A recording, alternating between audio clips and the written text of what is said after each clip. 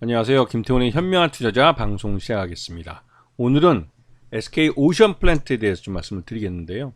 이 회사는 SK그룹의 계열사이면서 또한 신재생 에너지 쪽, 특히나 해상 풍력 발전에 특화되어 있는 그런 업체입니다.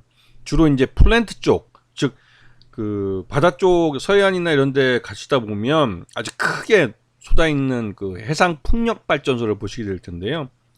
프로펠러가 돌아가는 그 모터 부분이나 그 윗부분이 아니라 그 아랫부분을 이 SK 오션 플랜트가 아시아 최대 기업으로 사업을 하고 있는 그런 회사입니다. 주 활동, 주 사업 지역은 이제 우리나라와 일본, 베트남 이런 아시아권이 주 그 사업 지대 지역이 되겠습니다. 자, 이 회사의 그 수주 잔고를 확인해 보시면 이 특수선이라고 하는 이 군사용 군함이죠. 이런 쪽 분야와 함께 해상 풍력 쪽이 또 큰 포지션을 차지합니다. 이게 올해 말 가면 수주 잔고가 거의 1대1. 그 특수선이 한 1조 천억쯤 되고 해상 풍력이 1조 원 정도 될 걸로 예상이 되고 있어 해상 풍력이 빠르게 늘어날 거라는 기대감을 갖고 있는데, 이 해상 풍력 발전은 말 그대로 대규모 자금이 들어가서 해상풍력 타워를 세워서 그걸 통해서 이 해상에 있는 바람으로 전기를 일으키는 건데요. 이 신재생에너지 쪽에서 말 그대로 탄소 저감 쪽에 이제 측면이 굉장히 큰 그 메리트가 있기 때문에 많은 나라에서 이 해상풍력 발전에 투자를 하고 있습니다. 그리고 거기에 그러다 보니 당연히 이 SK 오션 플랜트의 실적이 좋아질 수밖에 없는 그런 상황이기도 하고, 우리나라도 이런 해상 풍력 발전이나 이 신재생 에너지 쪽에 투자를 많이 해야 되는데, 윤석열 정부 들어와서 오히려 원자력에 대한 투자를 늘리고 이러한 신재생 에너지에 대한 발전 비율을 낮추고 있어서 이게 이제 전 세계적인 흐름과 역행한다는 비난을 듣고 있죠. 뭐 그래도 정권을 갖고 있으니까 지 마음대로 하는 건데, 이게 우리들 세금을 갖고 이루어지는 일이기 때문에 솔직히 좀 걱정되긴 합니다. 자, 지금 SK오션의 그 사업 현장들과 또 생산 캐파를 보시게 되면 우리나라 그 동해안과 남해안, 서해안 쪽에 주 사업지가 되고 있고, 일본의 삿포로 지역, 그다음에 또 대만 지역이 쪽 굉장히 좀 큰 시장이 되고 있습니다. 거기다가 새롭게 뜨고 있는 게 이제 베트남 시장 쪽이 되겠고요. 그리고 인도 쪽에서도 사업을 벌이고 있고, 점차 SK 오션 플랜트는 전 세계를 대상으로 해서 이러한 해상 풍력이나 이런 플랜트 사업을 확대해 가려고 노력하고 있는 그런 상황입니다. 올 상반기 실적 기준으로 봤을 때 해상 풍력 및 해상이나 육상 플랜트 쪽이 전체 매출액의 77% 정도를 차지합니다. 그리고 뭐 방산이니 관공서, 이런 관공선 이런 것들이 한 17.6% 정도를 차지하고 있고요.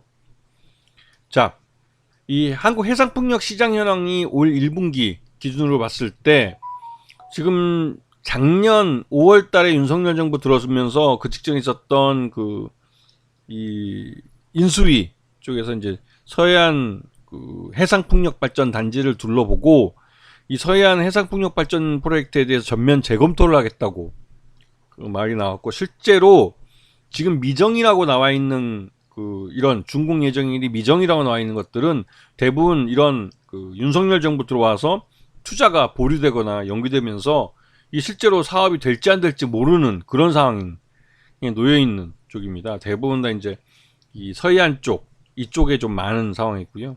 그리고 이제 그 이 울산이나 이런 쪽에 울산 앞바다에 자르고 있는 사업들은 사업 주체가 좀 자금 쪽이 불분명하고 좀 그러다 보니 사업 시행이 좀 안 되고 있는 그런 측면이 있습니다. 그래서 이게 양쪽 서해안과 동해안 쪽 이쪽이 이 사업이 지연되고 있는 것은 각각 사정이 다르다는 부분을 알아두셔야 됩니다.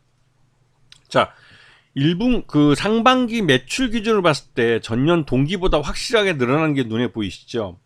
그 영업이익도 확실히 늘어난 모습을 볼 수 있습니다. 이만큼 이 신재생 에너지에 대한 풍력 발전에 대한 투자가 이미 많이 이루어지고 있고, 윤석열 정부에서 지금 향후 투자를 줄이겠다고 해도 문재인 정부에서 해왔던 그 탄력이 있기 때문에 그런 것이 올해까지는 이 SK 오션 플랜트에게 어느 정도 실적에 대한 긍정적인 기운을 불어넣고 있죠. 하지만 윤석열 정부 들어와서 2년차로 들어가면서 과거 문재인 정부 때 시작한 프로젝트를 대부분 다 그 백도를 시키고 있기 때문에 실제로 이러한 신재생 에너지, 특히 해상 풍력 발전에 대한 투자가 계속 이루어질지는 의문점이 있습니다.